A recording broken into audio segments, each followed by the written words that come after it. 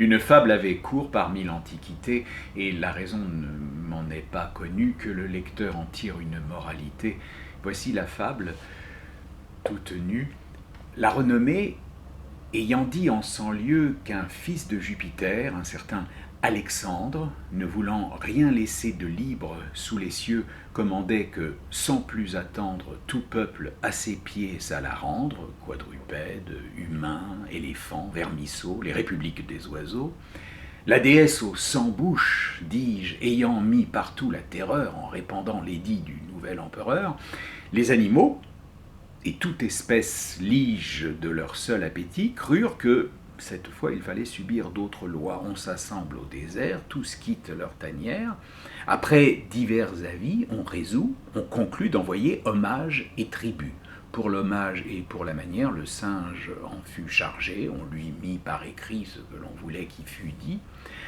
Le seul tribut les tint en peine, car que donner, il fallait de l'argent. On en prit d'un prince obligeant qui, possédant dans son domaine des mines d'or, fournit ce qu'on voulut.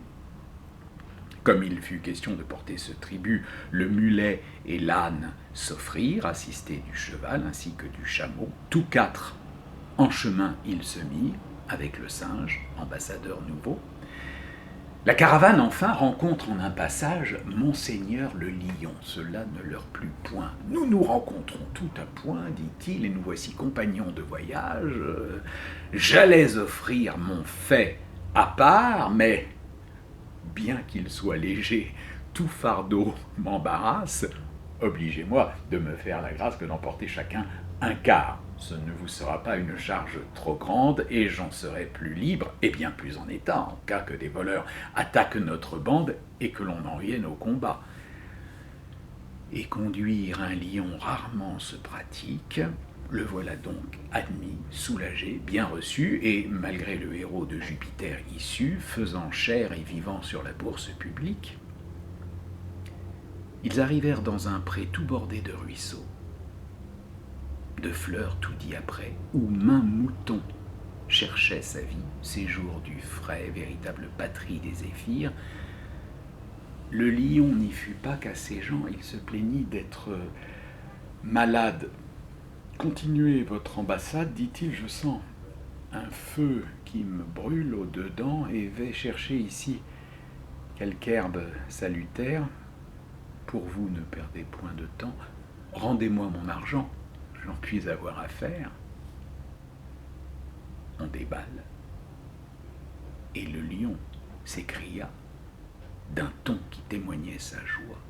« Que de filles! Oh Dieu!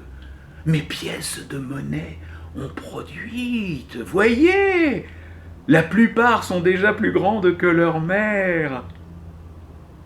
Le croix m'en appartient. » Il prit tout là-dessus, ou bien s'il ne prit tout, il n'en demeura guère.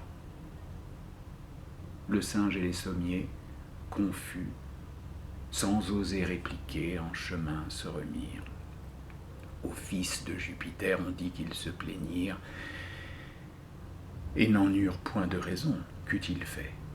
C'eût été lion contre lion, et le proverbe dit « corsaires à corsaires, l'un l'autre s'attaquant ne font pas leurs affaires ».